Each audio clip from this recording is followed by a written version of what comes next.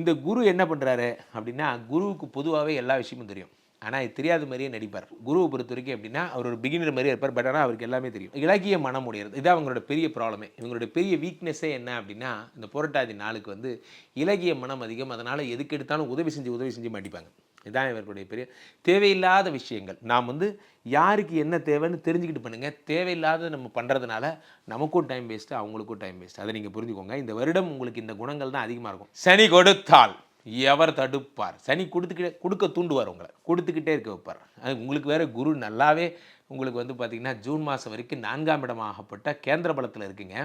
1 10 அப்போ என்ன ஆகுன்னா தொழிலில் டாப்பில் வருவீங்க. இந்த ரியல் எஸ்டேட்டு, கமிஷனு, புரோக்கரேஜ் வாங்க அப்படி வர பாருங்க.